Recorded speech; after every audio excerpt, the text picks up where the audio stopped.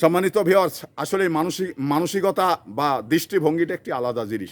দেখুন, আমরা মুরব্বি দেখলেই তাকে সালাম দিই এবং সাইকেল থেকে নেমে বা মোটরসাইকেল থেকে নেমে তাদের সম্মান দিই। একজন স্যারকে আমরা আমাদের মানে যখন স্কুল লাইফ ছিল, কলেজ লাইফ ছিল, তখন কিন্তু আমরা দেখেছি যে একজন ছাত্র মাস্টার যদি পাশ দিয়ে যায় তাহলে নেমে তাকে সালাম দিয়ে সে ছাত্র পার হয়েছে।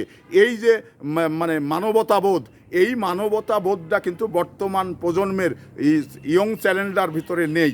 না থাকার পিছনে কারণ সেটা হলো যে আমাদের এই তৃণমূলের রাজনীতি, এই মানে সৌহার্দ্যপূর্ণ রাজনীতি না থাকার কারণে একজন মানুষ আর একজন মানুষের সঙ্গে যে ভ্রাতৃত্ব বন্ধন, মানে হৃদয়ের যে বন্ধন, এটা কিন্তু অনেকাংশে বিলুপ্ত হয়ে গেছে।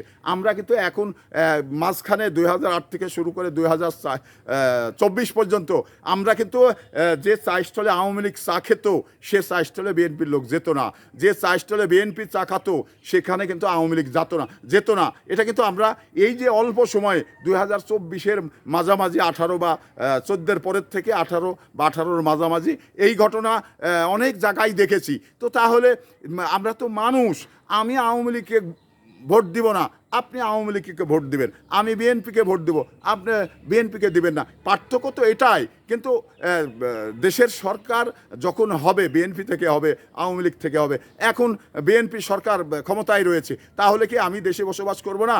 আমি কি দেশে থাকবো না? নিশ্চয়ই থাকবো, কারণ আমাকে এই রাষ্ট্রের একজন নাগরিক হিসাবে দায়িত্ব রয়েছে সরকারের, আমাকে নিরাপত্তা দেওয়া, পুলিশের শান্তি রক্ষা করার দায়িত্ব রয়েছে। সেই ক্ষেত্রে আমার কোনো অকারেন্স হলে পুলিশ আমার নিরাপত্তা দেবে। তাহলে আমি যারা আওয়ামী লীগ করছেন তারা কি এ দেশে বসবাস করছে না? তাদের কোনো কিছু হয়ে গেলে পুলিশ কি প্রোটোকল দিচ্ছে না?